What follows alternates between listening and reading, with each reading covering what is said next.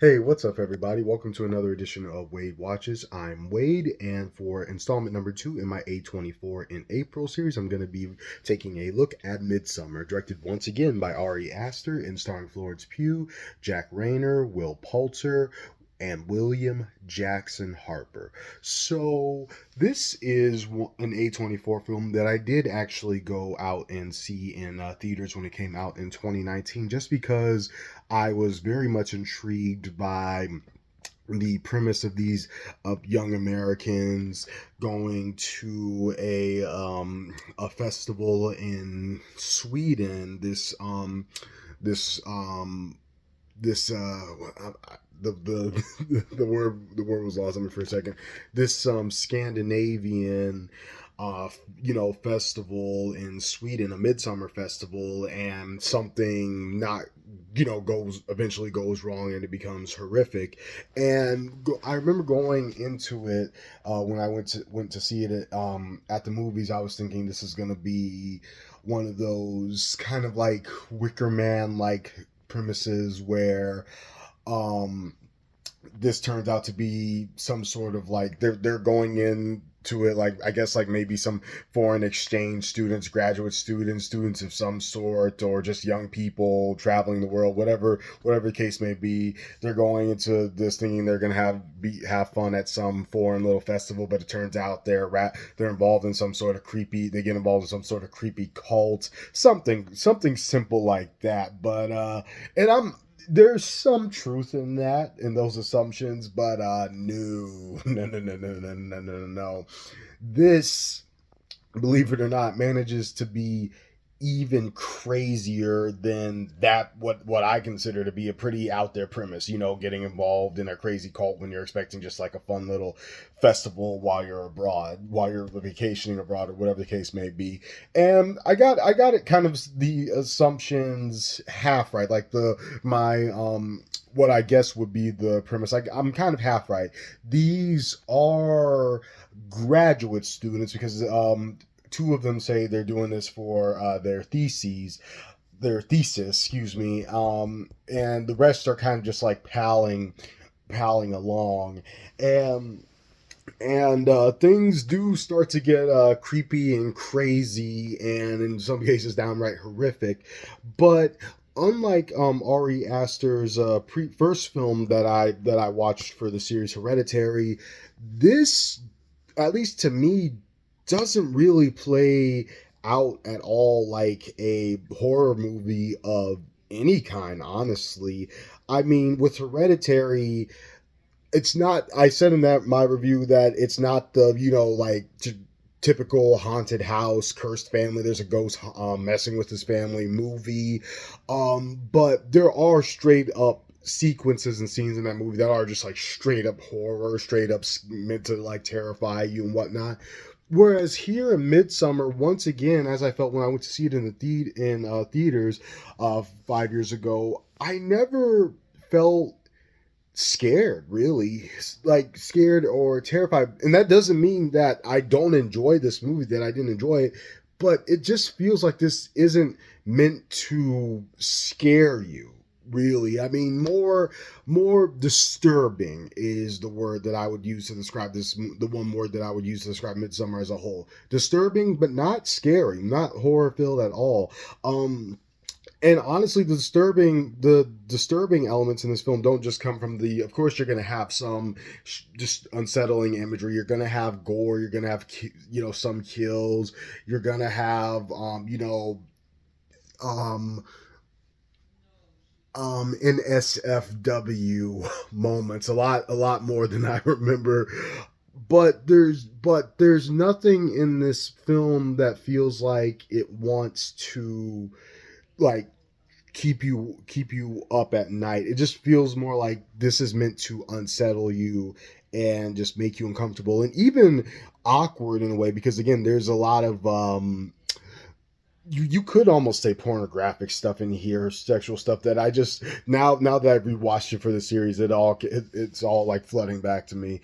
And I, for one, liked it. I liked how Midsummer, despite kind of being marketed as a, like I said, that vacation gone wrong type of horror movie where it's like, oh, this isn't actually, just like a fun little festival abroad, in Norway, having a good, excuse me, not Norway, Sweden. This isn't us just having a good time in Sweden. This is actually like some sort of creepy cult, and we're all meant to be like, sacrifices, or they're trying to brainwash us or anything like that. No, this is, I don't want to, I obviously don't want to give away anything, but what we have here is definitely more of a film about a very bizarre, of course, this downright disturbing at times, and awkward, unsettling film about about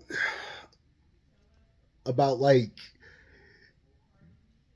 you, there's elements of, there's elements that there are things in this film that explore tragedy, trauma, grief, failed relationships, overstepping boundaries, like crossing cultural lines. Those are the themes that are explored here. um yeah, that's about all I can say. And again, I really enjoyed how this movie once again threw me for a loop here. I went into this having, I haven't seen it since I went to go and see it at the movies in 2019. So I went into this thinking that it was going to be downright horror because I barely remembered anything from watching it 5 years ago. And what I got instead was pretty much just kind of like a really, really deeply disturbing, sometimes surreal and hypnotic and trippy drama. That's another element of this movie too. This is meant to be a very like hypnotic, borderline surreal mindfuck experience, and that kind of makes sense because substances are actually a part of this movie, and the characters in this movie actually partake in consuming certain substances. I don't want to get flagged. So yeah, that's part of the story, and you as a viewer are definitely made to feel that as well. And I remember that being something that stood out about the viewing experience when I went to see it in the theaters, that it was a very like surreal feeling, trippy movie. The shots in this movie are filled with like bright colors. Sometimes they're distorted to mess with your mind, and that definitely adds to the feelings of unease. But I like the slow burn approach. This is much long. This is a bit. Well, Hereditary was like what, just over 2 hours. This is 2.5 hours. I like the slow burn approach. I like the build up, because the whole movie, as soon as they arrive in Sweden, the once it ends, you realize that the whole movie was building up to this specific climax, this specific scenario, this specific ending, and that was pretty neat how it all tied together at the end. Florence Pugh, who's pretty much the protagonist, Danny, fantastic job. I can see why she's now being considered like, just one of the best actresses working today, at an incredibly young age. I think she's like a couple of years older than me, so that's really neat. That's really awesome, and in this movie she deserves it. Everybody else, see, in that he I guess this is where we get into kind of like some of the shortcomings. Everybody else in this movie, um the ending that I mentioned, where it's like, okay, this is why all of this needed to happen. This was what everything was building up to, and I get it. But everybody else except for Florence Pugh's character was just downright unlikable. Well, I mean, I guess save for the actual I guess we could say like the native Swedish people who are a part of the, commune, the community. But like the traveling characters, our central protagonist, wasn't like, I did not like them as characters. Florence Pugh's boyfriend, played by Jack Rayner, fuck that guy. Will Poulter was basically the ugly American cliche, you know, oh, look at this, Swedish girls have big tits. Oh, how drunk am I gonna get? Like, really, man? Like, and it was like too excessive. It was like just too obnoxious for me, to a point where I was like, if I was with this guy, I would just straight up tell him like, you need to shut the fuck up and be respectful, or else you're gonna get us into deep trouble. And there's actually something that Will Poulter's character actually does that I'm like, you have, like, how old are you, bro? Like, really, like, you're at least, I'm assuming you're in your mid to late 20s. I think you would know better than to do that. Like, really, really, like, it was just, I'm sorry, I know it's leading up to something, but it was just, the lack of common sense in that specific scenario was just too unbelievable for me. Like, nobody would be that stupid enough to do that. But yeah, he was irritating.